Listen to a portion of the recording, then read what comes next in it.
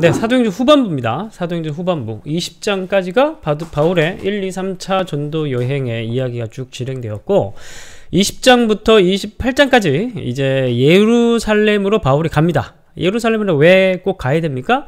바울이 이방인 전도를 통해서 특별히 했던 중요한 바울의 사역이 있죠? 무엇입니까? 바로 연보를 거두는 사역. 특별히 그 사역을 통해서 그 선교적 역할, 특히 교회론적인 성취, 그러니까 이방인과 유대인을 하나로 만들게 하는 그 예수의 복음, 그걸 성취하기 위해서 구제연금을 반드시 이방인들이 했던 구제연금을 반드시 유대인들이 갖다 줘야 하는 사명이 있었습니다. 그래서 예루살렘으로 죽음을 무릅쓰고 가게 되고요. 예루살렘에서 어떤 일이 있었을까? 예루살렘에서 벌어졌던 일들이 23장까지 21, 2, 3장까지 기록되어 있고 24, 5, 6장에서는 예루살렘에서 재판이 끝나지 않아서 가이사랴로 가서 재판을 2년간 바울이 재판을 당하게 됩니다. 그리고 그 재판을 통해서 바울은 로마 가이사에게 상소를 하게 되고 이제 배를 타고 로마로 가서 복음을 전파한 이야기로 사도행전이 끝나게 됩니다.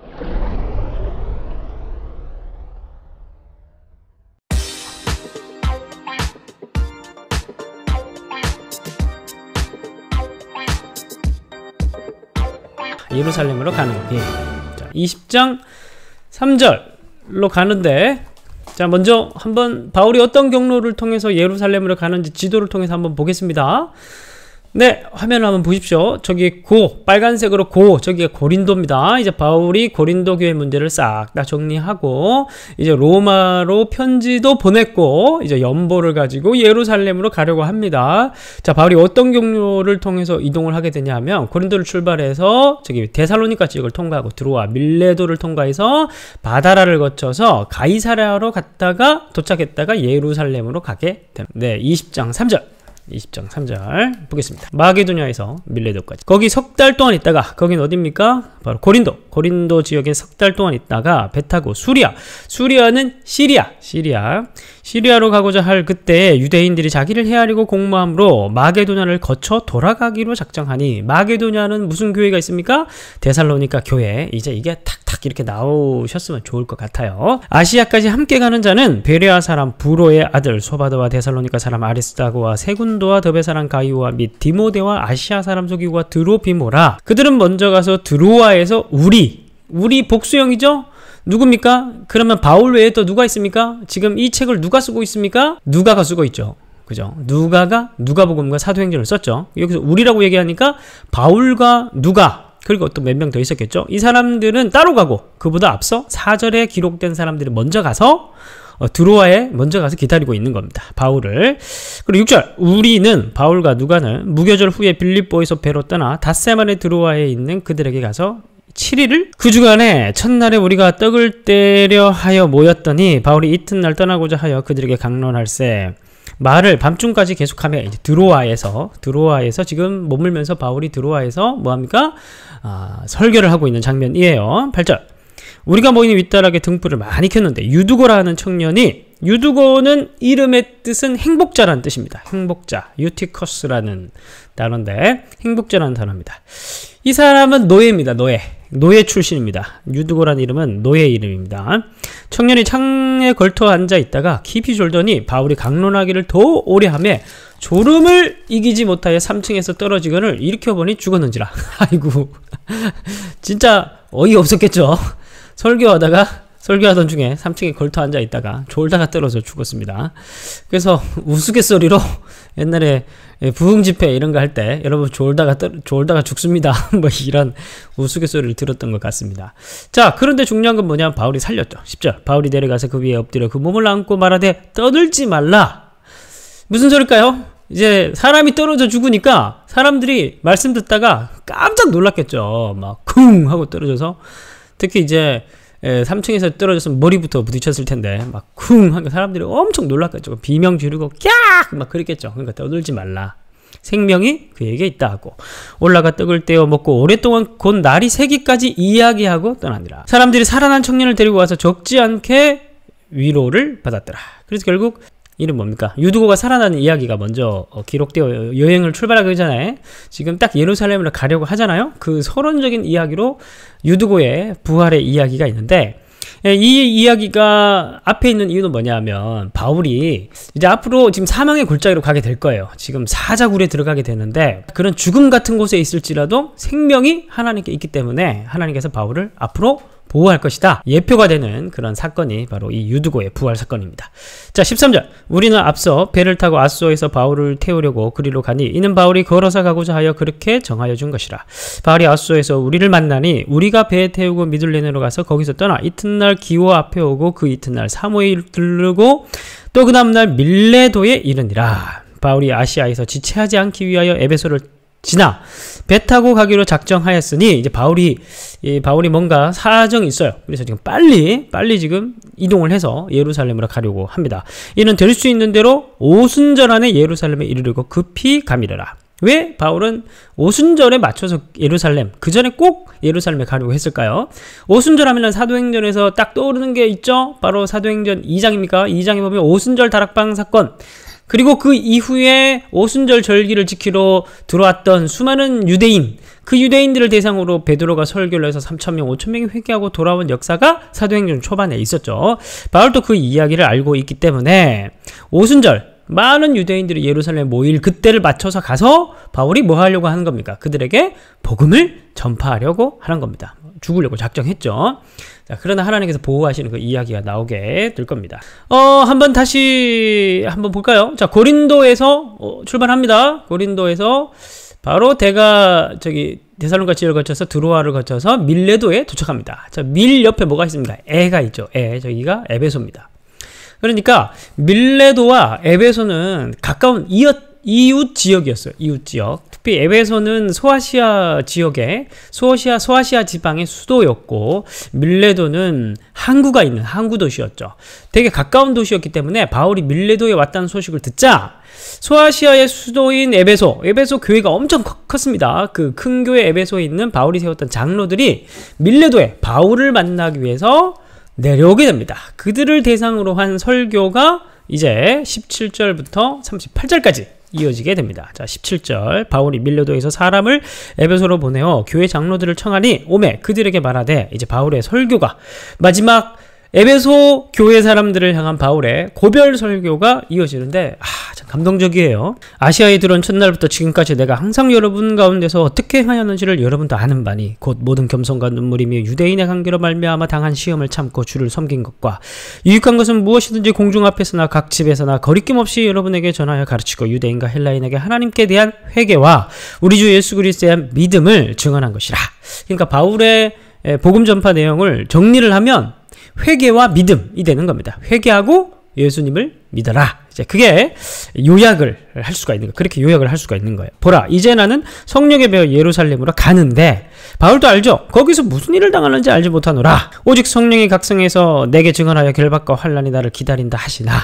그러나 그럼 무슨 죽음을 당할 수도 있고, 그리고 지금까지 내가 결박과 환난을 내가 당하고 계속 그것들을 기다리고 있지만 내가 달려갈 길과 주 예수께 받은 사명 곧 하나님의 은혜의 복음을 증거하는 일을 마치려 하면은 나의 생명조차 조금 더 귀한 것으로 여기지 아니하노라. 바울의 진심이죠.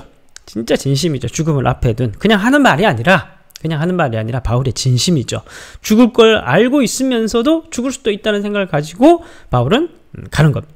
보라, 내가 여러분 중에 왕래하며 하나님 나라를 전파했으나 이제는 여러분이 다 내 얼굴을 다시 보지 못할 줄 아노라. 그러므로 오늘 여러분에게 증언하거니와 모든 사람의 피에 대하여 내가 깨끗하니. 이건 피에 대하여 깨끗하단 말은 무슨 말일까요? 에스겔서 33장 6절에서 7절 보면 파수꾼에 대한 사명에 대한 이야기 나옵니다. 파수꾼은 뭡니까? 해야 될 말을 하는 사람이죠. 중요한 말을 알려야 될 그 전령의 이야기를 알려야 되는 사람들이 파수꾼입니다. 바로 복음 전파자는 파수꾼과 같은 그런 사명을 가지고 있는 자들이죠. 그래서 에스겔서 말씀을 보면 파수꾼이 제대로 졸다가 자기가 외쳐야 될 말을 외치지 않고 성이 털렸을 경우에 그 파수꾼에게 피를 찾겠다. 그런 말씀이 있습니다. 그래서 피에 대하여 내가 깨끗하니, 그 말은 바울이 자신의 사명을 잘 감당해 왔다는 거예요. 자기 스스로 그렇게 얘기를 하고 있는 겁니다. 이는 내가 꺼리지 않고 하나님의 뜻을 다 여러분에게 전하였다. 여러분은 자기를 위하여 또는 온 양떼를 위하여 삼가라. 이제 28절부터 해서 35절까지는 바울이 에베소 장로들을 위한 권면을 합니다. 이제 지도자들을 향해서 여러분들 이렇게 목회하셔야 됩니다. 이제 그 얘기를 당부를 하고 있는 건데, 그래서 28절부터 35절까지는 교회 목회자들, 교회 지도자들은 뭐 장로님들까지 지도자들, 직분자들은 어떤 태도로 사역을 해야 되는가? 그런 어떤 메시지를 엿볼 수가 있습니다. 28절, 여러분 자기를 온 양들을 위하여 삼가라. 성령이 그들 가운데 여러분을 뭐로 삼고? 감독자로 삼고 하나님이 자기 피로 사신 교회를 보살피게 하셨느니라. 이게 서론이죠. 우리가 해야 될 일은, 직분자들이 해야 될 일은, 목사님들이 해야 될 일은 교회를 보살피는 일인데, 그런데 보살피는 일들 중에서 가장 우선순위의 첫 번째 놓여 있는 게 뭘까요? 29절, 내가 떠난 후에 사나운 이리가 여러분에게 들어와서 그 양떼를 아끼지 아니하며, 거짓 교사, 이단들이 들어와서 교회를 헤집어 놓을 텐데, 그런 일들이 고대에서나 현대 교회에서나 어느 때든지 계속 있어 왔죠. 그래서 목회자들의 가장 첫 번째 사명은, 또 직분자들의 가장 첫 번째 사명은 뭐냐면 교회를 말씀으로 든든히 세우는 겁니다. 그래서 말씀으로 거짓 교사들, 다른 이단적 교설로부터 교회를, 공동체를 지키는 겁니다. 그래서 참 목회자들에게 있어서 이 말씀 사역이라는 것은 너무 바빠서 못할 때도 많지만은 사실 그래서는 안 되죠. 최우선 순위가 말씀을 잘 가르치고, 또 말씀을 공동체 가운데 잘 먹이고, 말씀을 공동체의 가장 중요한 사역으로 여기면서 공동체를 잘 보호하고 세워가는 일입니다. 여러분들도 그런 마음을, 그런 태도를 가지고 목회자들에게 그런 마음을 가지고 목회자를 잘 대해야 되고, 아무튼 그렇습니다. 교회에서 가장 중요한 사역은 말씀, 첫 번째로 말씀의 사역입니다. 30절, 또한 여러분 중에서도 제자들을 끌어 자기를 따르게 하려고 어그러진 말을 하는 사람이 일어날 줄을 내가 아노라. 그러므로 여러분이 일깨어 내가 3년이나 밤낮 쉬지 않고 눈물로 각 사람을 훈계하던 것을 기억하라. 말씀하고 권면하고 가르치고 했다는 거예요. 32절, 지금 내가 여러분을 주와 및 그 은혜의 말씀에 부탁하노니 그 말씀이 여러분을 능히 든든히 세우사 거룩하게 하심을 입은 모든 자 가운데 기업이 있게 하시리라. 내가 아무의 은이나 금이나 의복을 탐하지 아니하였고, 여러분이 아는 바와 같이 이 손으로 나와 내 동행들이 쓰는 것을 충당하여 범사에 여러분에게 모범을 보여준 바와 같이 수고하여 약한 사람들을 돕고, 그리고 두 번째는 재물이나 더러운 일을 탐하여서는 안 되고, 세 번째로는 약한 사람을 돕는 일에 힘을 써야 됩니다. 또 주 예수께 친히 말씀하신 바 주는 것이 받는 것보다 복이 있다 하심을 기억하여야 할지라. 이 말을 한 후에 무릎을 꿇고 모든 사람과 함께 기도하니 다 크게 울며, 그래서 사람들이 막 울면서 서로 목을 끌어안고 울면서 이제 못 본다고 얘기하니까, 그죠? 입을 맞추고 다시 그 얼굴을 보지 못하리란 말로 말미암아 더욱 근심하고 배까지 그를 전송하니라. 이제 바울 선생님이 가서 예루살렘에 가서 죽을 수도 있겠구나. 이제 마지막 바울 선생님의 얼굴을 마지막으로 보는 것일 수도 있겠구나. 그러면서 아쉬운 작별을 하고 바울을 전송하게 됩니다. 우리가 그들을 작별하고 배를 타고 바로 고스로 가서 이튿날 로도에 이르러, 로또가 아닙니다, 로도에 이르러 거기서부터 바다라로 가서 베니게로 건너가는 배를 타고 가다가 구브로를 바라보고 이를 구브로를 끼고 시리아로 항해하여 두로에 상륙하니. 이게 무슨 말일까요? 자, 지도를 한번 봐야죠. 자, 지도 보시면 저기 왼쪽 제일 위에 고스가 있죠. 밀레도에서 고스를 지나 로도를 통과해서 바다라로 도착했다가 다시 구브로 섬을 왼편으로 끼고 시리아를 바라보고 내려가서 두로항에 도착했다는 겁니다. 자, 뭐 간단한 이야기인데 굉장히 누가가 아주 상세하게 잘 기록해놨죠. 자, 그리고 4절로 내려가서 이제 두로에 도착해서 제자들을 만납니다. 제자들을 찾아 거기서 이래를 머물더니 그 제자들이 성령의 감동으로 바울더러 예루살렘에 들어가지 말라. 이거는 이제 성령의 감동을 받았다는 것은 그 사람들이 바울에게 일어날 일을 성령께서 그들에게 알려주셨던 것이죠. 그리고 이제 그러한 그 성령께서 알려주셨다는 말이 이제 어떤 자세한 그런 어떤 미래적인 예측에 대한 일이라기보다 이제 그런 핍박과 어려움들이 있을 것이다. 이제 기도 중에 그런 느낌들이 왔던 것 같아요. 그런데 이제 이 사람들이 여기서 바울의 어떤 앞으로에 있을 고난을 생각해서 바울더러 들어가지 말라라고 얘기하는 것은 이제 개인적인 어떤 해석과 반응이라고 볼 수가 있겠죠. 자, 5절, 이 여러 날을 지낸 후 우리가 떠나갈새 그들이 다 그 처자와 함께 성문 밖까지 전송하거나 우리가 바닷가에서 무릎을 꿇어 기도하고 서로 작별한 후 우리는 배에 오르고 그들은 집으로 돌아가니라. 자, 이제 계속해서 바울의 바짓가랑이를 지금 잡고 있습니다. 사람들이. 바울이 혹시 가서 죽게 될까봐. 7절. 두로를 떠나 항해를 다 마치고 돌레마이에 이르러 형제들에게 안부를 묻고 그들과 함께 하루를 있다가 이튿날 떠나 가이사랴에 이르러. 자, 다시. 바울이 두로에서 가이사랴로 이제 내려간 거예요. 저기 가이사랴가 두로의 바로 밑에 있습니다.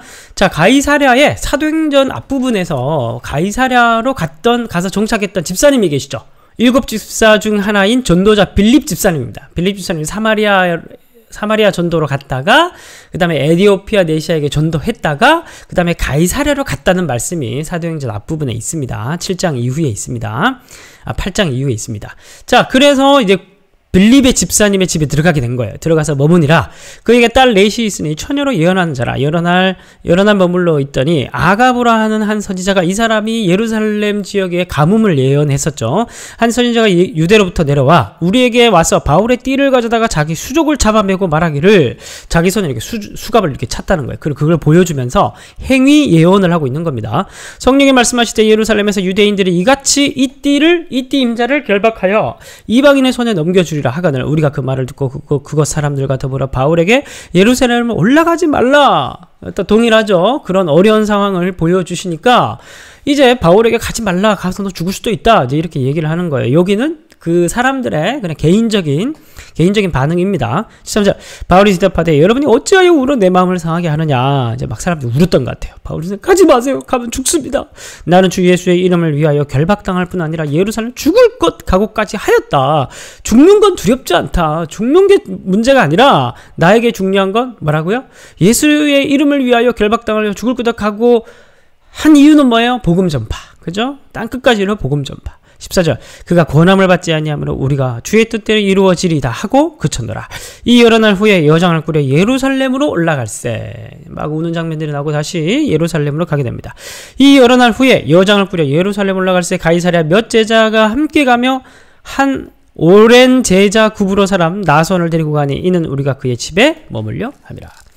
자, 이제 드디어 예루살렘, 17절, 예루살렘에 이르니 예루살렘에 도착하게 됩니다. 바울이 예루살렘에 도착했습니다. 자, 이제 21장 17절부터 23장 35절까지 예루살렘에서 있었던 일, 과연 예루살렘에서 바울에게 무슨 일이 있었을까요? 자, 예루살렘에서는 바울은 초반에 반복해서 사람들로부터 오해를 받는 장면들이 나옵니다. 자, 17절. 예루살렘에 이르니 형제들이 우리를 기꺼이 영접하거늘 그 이튿날 바울이 우리와 함께 야고보에게로 들어가니 장로들도 다 있더라. 바울이 문안하고 하나님이 자기의 사역으로 말미암아 이방 가운데서 하신 일을 낱낱이 말하니 이제 보고하는 거예요. 예루살렘 교회에 유대인 그리스도인들에게. 그들이 듣고 하나님께 영광을 돌리고 바울더러 이르되 형제여 그대도 보는 바에 유대인 중에 믿는 자 수만 명이 있으니 다 율법의 열성을 가진 자라. 이게 참 역설이고 아이러니죠. 유대인들 중에서 많은 사람들이 회개하고 예수를 믿고 예루살렘 공동체, 교회 공동체 안에 들어왔던 것 같습니다. 많은 사람들이. 자, 그런데 그 사람들이 여전히 뭘 버리지 못하고 있는 겁니까? 율법에 대한 집착을 버리지 못하고 있는 거예요. 그러니까 그때 당시에 율법이라는 것이 유대인들에게 얼마나 중요한 정체성이었는지 우리가 그것을 알 수가 있습니다. 21절. 내가 이방에 있는 모든 유대인을 가르치되 모세를 배반하고 아들들에게 할례를 행하지 말고 또 관습을 지키지 말라 함을 그들에게 들었노라. 그러면 어찌할꼬? 필연 그대가 온 것을 들으리니 우리가 말하는 이대로 하라. 소원한 네 사람이 우리에게 있으니 그들을 데리고 함께 결례를 행하고 그들을 위하여 비용을 내고 머리를 깎게 하라. 그러면 모든 사람이 그대에 대하여 들은 것이 사실이 아니고 그대도 율법을 지켜 행하는 줄로 알 것이라. 그래서 유대인 그리스도인들을 위해서 바울이 율법 다 필요 없다, 율법은 폐하해야 된다, 뭐 이렇게 율법 폐기론자처럼 바울이 얘기했다고 오해하고 있는 유대인 그리스도인들을 위해서 이 유대법 중에 절기법 중에서 결례법을 바울에게 행하라고, 바울과 바울의 친구들에게 행하라고 그렇게 지금 조언해주고 있는 겁니다. 그러면 오해를 풀 수 있다. 네가 율법도 존중하고 있다는 오해를, 존중하고 있다는 걸 보여줌으로써 오해를 풀 수 있다. 이렇게 얘기를 하고 있는 거예요. 25절. 주를 믿는 이방인에게는 우리가 우상의 제물과 피와 목매어 죽인 것과 음행을 피할 것을 결의하고 편지하였느라 하니 바울이 이 사람을 데리고 이튿날 그들과 함께 결례를 행하고 성전에 들어가서 각 사람을 위하여 제사 드릴 때까지의 결례 기간이 만기된 것을 신고하니라. 결국 바울이 바울이 그들의 말을 또 들어주죠. 그래서 이제 바울이 평소 지론이었던 유대인을 얻기 위해서 유대인같이 되고 이방인 얻기 위해서 이방인같이 되는 오로지 복음 전파에만 가장 복음 전파라는 목적에만 늘 충실한 바울의 모습을 다시 보여주게 됩니다. 자, 27절부터 해서는 이제 아시아에서 온 유대인들의 오해입니다. 오순절을 맞이해서 오게 된 유대인들이 바울을 어떤 식으로 오해하고 있는지를 보여줍니다. 자, 27절.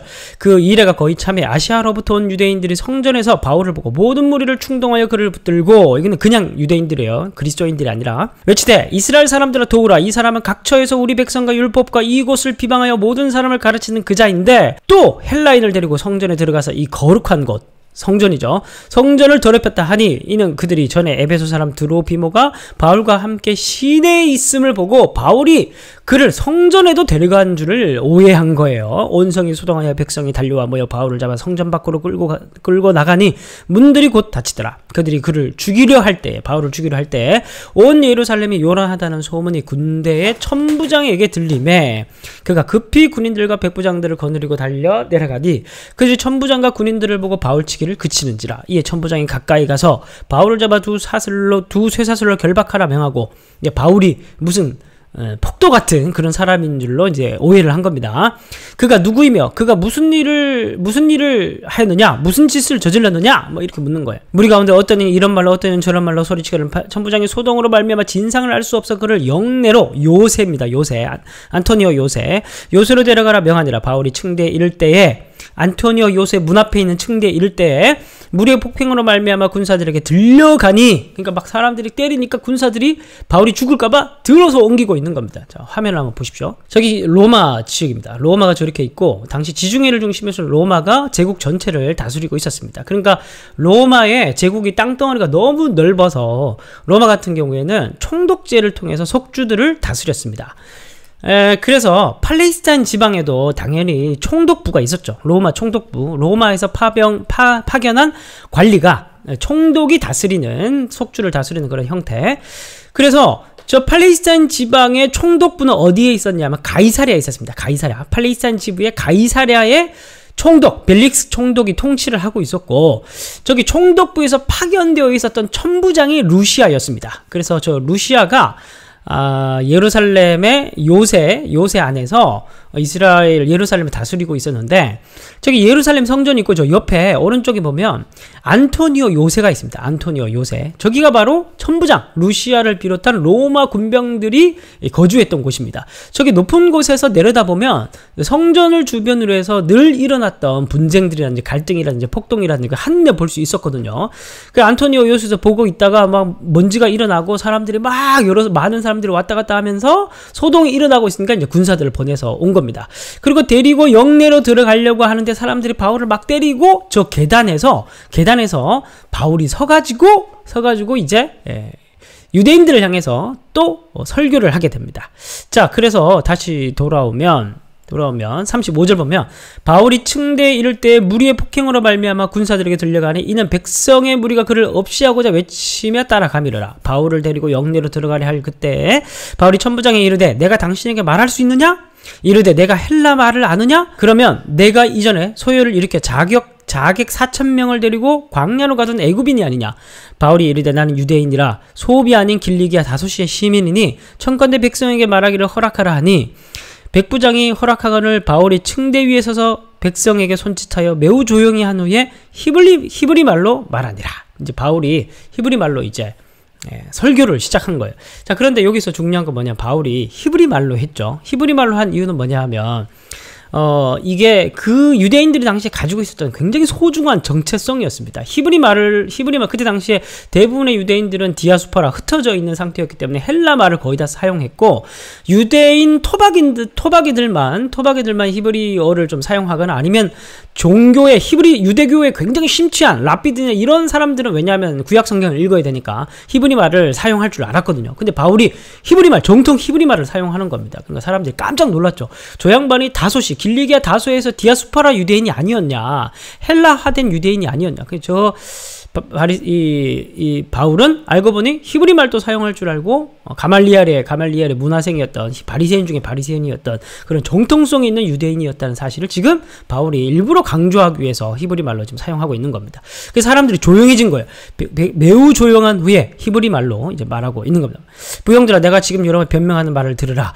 그가 히브리 말로 말함을 듣고 어떻게 더욱 조용해진지라. 이어 이르되, 나는 유대인으로 길리기아 다수에서 낳고 이성에서 자라 가말리엘의 문화에서 우리 조상들의 율법에 엄한 교훈을 받았고, 가말리엘이라고 하면 1세기 유대교 당시에 유명한 대스승 두 명이 있었어요. 하나는 샴마이, 하나는 가말리엘이었는데 이 가말리엘의 문화생이었다는 겁니다. 바울이 굉장히 대단한 대학 출신이에요. 엄청 학벌이 굉장히 고학력 출신, 그게 바울이었다는 겁니다.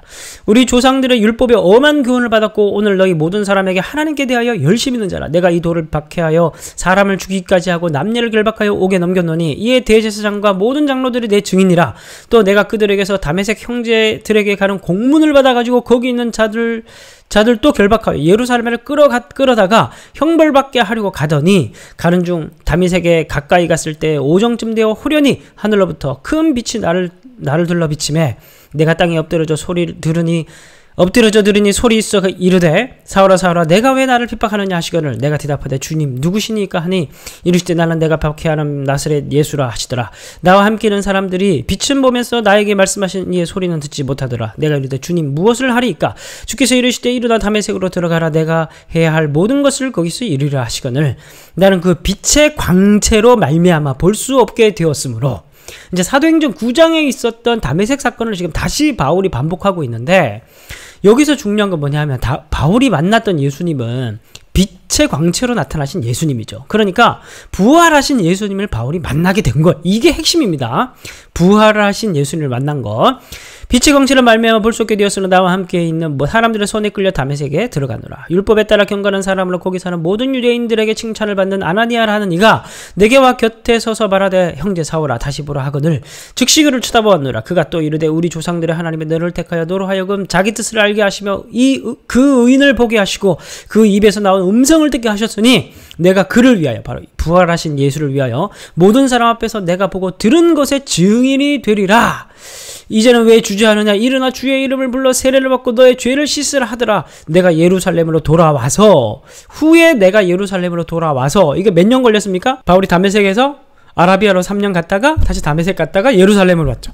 총 3년이 걸렸습니다. 이걸 요약해서 얘기하고 있는 거예요. 성전에서 기도할 때 황홀한 중에 봄에 주께서 내게 말씀하시되 속히 예루살렘에서 나가라. 그들은 내가 내게 대하여 증언하는 말을 듣지 아니하리라 하시거늘 내가 말하기를 주님 내가 주를 믿는 사람들을 가두고 또 회당에서 때리고 또 주의 증인 스데반이 피를 흘릴 때 내가 곁에 서서 찬성하고 그 죽이는 사람들의 옷을 지킨 줄 그들도 아나이다. 나더러 이르시되 떠나가라. 내가 너를 멀리 이방인에게로 보내리라. 여기에서 돕니다. 누가요? 유대인들이. 앞에는 들어줄만 했는데 그래도 막 참고 들었는데 이제 어디로 보내요? 이방인에게로 갔다는 얘기를 듣고 돕니다. 그렇게 유대인들은, 그때 당시 유대인들은 율법, 그리고 율법을 소유한 자로서의 그런 민족적인 우월주의, 그리고 이방인들은 지옥에 뗄까? 막 이런 민족적 우월주의, 이런 것들이 무지무지하게 강했거든요. 이게 되게 그들에게는 엄청난 장애였습니다. 이 얘기를 듣고 더 이상 들어줄 수가 없는 거예요. 하셨네요. 그이 말하는 것까지 그들이 듣다가 소리 질러 이르되 이러한 자는 세상에서 없애버리자. 살려둘 자가 아니라 떠들며 옷을 벗어 던지고 티끌을 공중에 날리니 천부장이 바울을 영내로 데려가라 명하고 그들이 무슨 일로 그에 대하여 떠드는지 알고자 하여 채찍질하며 신문하라 한대. 왜냐하면 천부장은 히브리 말을 잘 몰랐잖아요. 그러니까 지금 무슨 일이 일어나고 잘 모르는 겁니다. 그래서 지금 이제 무슨 일인지 지금 알려고 지금 신문하라고 한 거예요. 근데 그때 당시에는 아주 야만한 시대였기 때문에 신문하는 방식이 패는 거예요. 그래서 채찍질하면 신문하라 이렇게 얘기를 한 겁니다. 그래서 25절 가죽줄로 바울을 매니 가울이 곁에 서 있는 백부장들로 이르되 야 너희가 로마 시민 된 자를 죄도 정하지 않고 채찍질할 수 있느냐?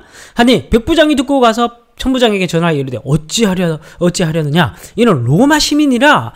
청부장이 와서 바울에게 말하다 내가 로마 시민이냐? 말투가 달라졌어요. 내게 말하라. 이르되 그러하다. 바울이 대답하되 나는 돈을 많이 들여 이 시민일 꼴로 얻었노라. 바울이 이르되 나는 나면서부터다. 바울은 가문이 로마 시민권을 가지고 있는 거예요. 그 천부장은 돈을 많이 들여가지고 이게 샀고, 그냥 급이 다른 거야, 급이 다른 거. 신문하려던 사람들이 곧 그에게서 물러가고, 천부장도 그가 로마 시민인 줄 알고 그 결박한 것 때문에 두려워하니라. 왜냐면 로마 시민은 그 가이사에게 상소할 수 있거든요. 그 로마법에 의해서 뭔가 신문을 하고 채찍질하고 해야 되는데, 지금 로마 시민을 지금 건방지게 지금 체포를 한 겁니다. 지금 두려워하고 있는 거예요. 자, 이후부터 천부장 루시아가 이제 철저하게 바울의 보디가드가 됩니다. 자, 30절부터 이제 재판이 시작됩니다. 예루살렘에서의 재판. 30절. 이튿날 천부장은 유대인들이 무슨 일로 그를 고발하는지 진상을 알고자 하여 그 결박을 풀고 명하여 이제 결박을 풀어줬어요. 제사장들과 온 공회를 모으고 바울을 데리고 내려가서 그들 앞에 세우니라. 바울이 공회를 주목하여 이르되 사내들인 공회에 여러분 형제들아, 오늘까지 나는 범사의 양심을 따라 하나님을 섬겼다. 대제사장 아나니아가 바울 곁에 서 있는 사람들에게 그 입을 치라. 명하니 바울이 이르되 회칠한 담이여, 하나님이 너를 치시리로다. 내가 나를 율법대로 심판한다고 앉아서 율법을 어기고 나를 치라 하느냐.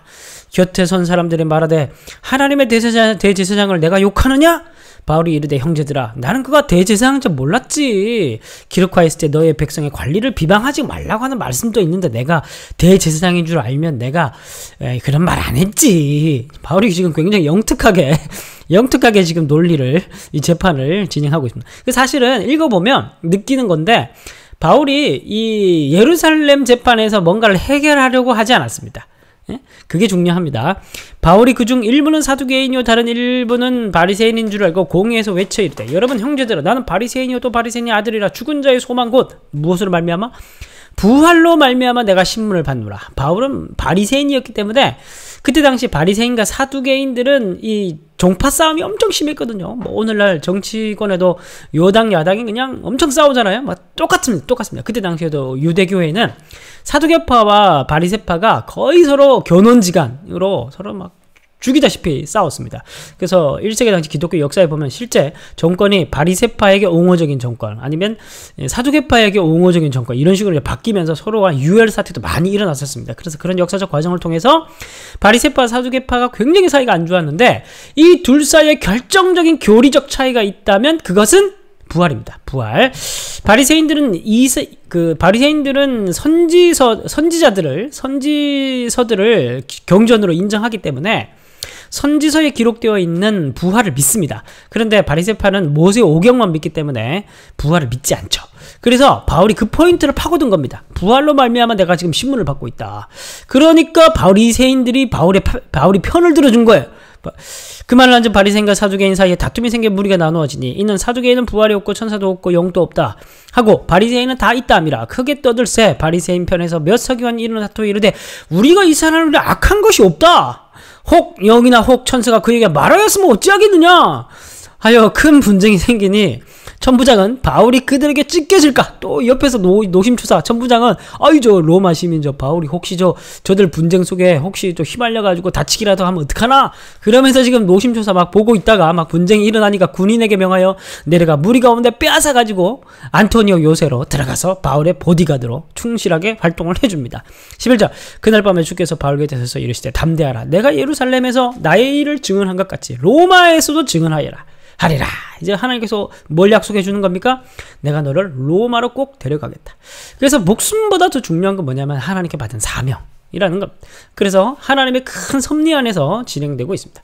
자, 이제 12절 날이 샘에 유대인들이 당을 지어 맹세하되 바울을 죽이기 전에는 먹지도 아니하고 마시지도 아니겠다고 이같이 동맹한 자가 40여 명이더라. 대제사장과 박노들이 가서 말하되 우리가 바울을 죽이기 전에는 아무것도 먹지 않기로 굳게 맹세하였으니 이제 너희는 그의 사실을 더 자세히 물어보는 척하면서 공회와 함께 천부장에게 청하여 바울을 너희에게로 데리고 내려오라. 우리는 그가 가까이 오기 전에 죽이기로 준비하노라 하더니 바울의 생질이라고 하면 누나의 아들입니다.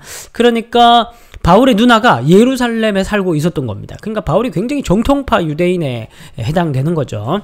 그들이 매복하여 있다함을 듣고 영내로에 들어가 바울에게 알린지라. 바울이 한 백부장을 청하여 이르되 이 청년을 천부장에게로 인도하라. 그에게 무슨 할 말이 있다 하니 천부장에게로 그 청년을 데리고 간 겁니다. 바울의 친척을.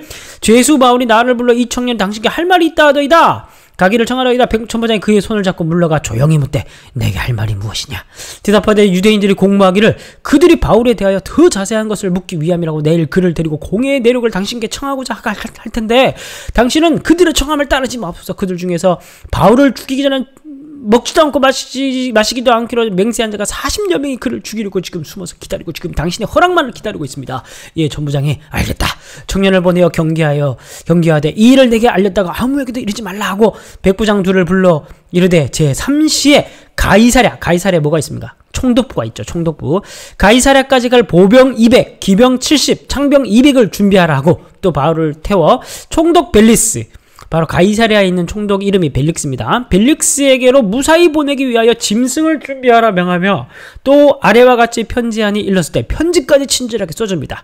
글라우디오 루시아는 총독 벨릭스가 각게 문안하나이다. 이 사람이 유대인들에게 잡혀 죽게 된 것을 내가 로마 사람인 줄 알고 들어 군대를 거느리고 구원하여다가 유대인들이 무슨 일로 그를 고발하는지 알고자 하여 그들의 공회로 데리고 내려갔더니 고발하는 것이 그들의 율법 문제에 관한 것뿐이요 한 가지도 죽이거나 결박할 사유가 없음을 발견하였나이다. 그러나 이 사람을 해하려는 관계가 있다고 누가 내게 알려주기로 곧 당신께 보내면 또 고발하는 사람을 당신 앞에서 그에 대하여 말하라 하였나이다 하였더라.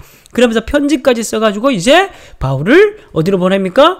가이사랴 총독부에 보내려고 하는 겁니다. 그 밤중에 이제 예루살렘에 놔뒀다가 바울이 언제 죽을지 모르거든요. 그럼 로마 시민이 폭도들에 의해서 죽임을 당했다고 하면 천부장이 계급도 낮은데 아주 그냥 나중에 곤욕을 치를 수 있지 않겠습니까? 그러니까 빨리 하루보다 빨리 지금 총독부로 보내려고 하는 겁니다. 근데 여기 재밌는 건 보병 몇 명요? 보병 200 그리고 창병 200 그리고 기병 70을 모아다가 바울을 호위를 붙여가지고 가이사를 보내는 거예요. 근데 여러분 아까 제가 말씀을 드렸죠. 총독부에는 로마의 주둔병이 있고 그리고 예루살렘에는 파병 군대가 있어요. 파병 군대인데 천부장 루시아가 있으니까 예루살렘 수비군은 1000명 정도 되는 겁니다. 근데 여기 합이 얼마예요? 470명 정도 되죠. 바로 예루살렘 주둔 병력 중에 50%를 바울의 호위를 붙여가지고 가이사랴로 보내는 거예요. 하나님께서 바울의 목숨을 지키기 위해서 얼마나 이렇게 일들을 만들어 가시는지 우리가 역사적 과정을 통해서 배우게 됩니다.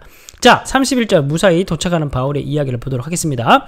보병이 명을 받은 대로 밤에 바울을 데리고 어디로 도착해요? 안디바드리에 이르러 이튿날 기병으로 바울을 호송하게 하고 영내로 돌아가니라. 자, 다시 한번 화면 한번 보십시오. 안디바드리가 어딜쯤일까요? 자, 여기가 예루살렘입니다. 그리고 저 위쪽이 가이사랴 로마 총독부가 있는데 그리고 이 중간 지점이 안디바드리입니다. 자, 여기까지 어떻게 바울 470명이 바울을 데리고 안디바드리로 갔다가 보병 200은 돌아오고 나머지가 데리고 바울을 가이사랴까지 가게 된 겁니다. 왜 중간에 빨리 돌아왔을까요? 예루살렘 주둔병이 너무 또 병력이 없으면 안 되잖아요. 공백 때문에. 그래서 절반은 다시 돌아오고 절반은 끝까지 호위를 하게. 자, 그래서 마무리는 지읍시다. 33절. 그들이 가이사랴에 들어가서 편지를 총독에게 드리고 바울을 그 앞에 세우니 총독이 읽고 바울더러 어느 영지 사람이냐? 어느 소속이냐? 물어 길리기아 사람인 줄 알고 이르되 너를 고발한 사람이 오거든 내 말을 들으라 하고 헤롯궁에 그를 지키라 명하니라. 이제 드디어 가이사랴에 바울이 도착하게 됩니다.